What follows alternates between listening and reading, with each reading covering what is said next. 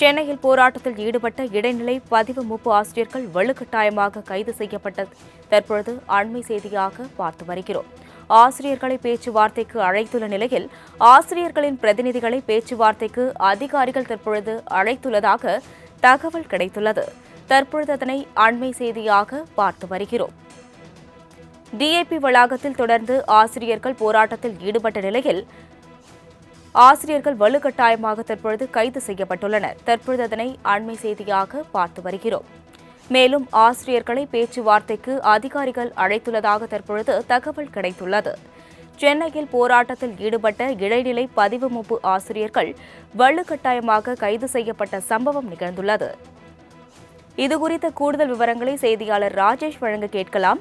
ராஜேஷ் வணக்கம். இதுகுறித்த கூடுதல் விவரங்களை வழங்கலாம்.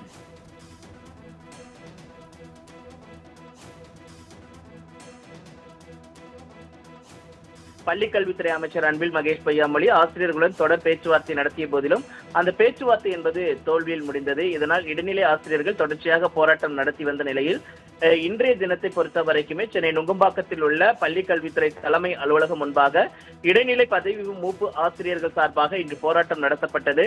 இடைநிலை ஆசிரியர்களிடம் உள்ள ஊதிய முரண்பாட்டை களைய வேண்டும் எனவும் 2021 சட்டமன்ற தேர்தலையொட்டி திமுக கொடுத்த 311வது வாக்குறுதியை நிறைவேற்ற வேண்டும் என்று அவர்கள் போராட்டம் நடத்தினர்.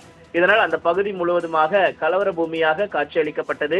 இந்த போராட்டத்தின் போது 50க்கும் மேற்பட்ட ஆசிரியர்கள் பள்ளிக்கல்வித்துறை தலைமை அலுவலகத்தை ஒரே நேரத்தில் முற்றுகையிட முயன்றனர். அப்போது பாதுகாப்பில் இருந்த போலீசார் போராட்டத்தில் இடைநிலை ஆசிரியர்களை கைது செய்ய முயன்றனர். ஆனால் ஆசிரியர்கள் சாலையில் அமர்ந்து தர்ணா போராட்டத்தில் ஈடுபட்டனர். இதனால் அவர்களை குண்டுக்கட்டாக தூக்கி கைது செய்து பேருந்தில் ஏற்றினர். இந்த சம்பவம் என்பது பெரும் பரபரப்பை ஏற்படுத்திய நிலையில் அனைத்து அரசியல் கட்சி தலைவர்களும் இதற்கான கண்டனத்தை தெரிவித்து தங்களுடைய எக்ஸ் தளத்தின் வாயிலாக தமிழக அரசுக்கு கோரிக்கை வைத்திருந்தார்கள்.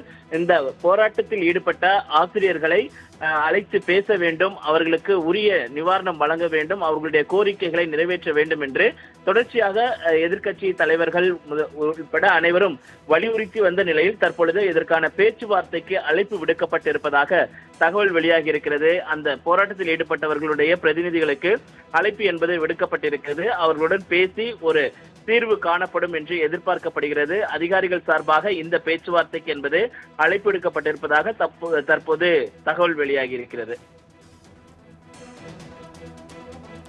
விவரங்களுக்கு நன்றி ராஜேஷ்.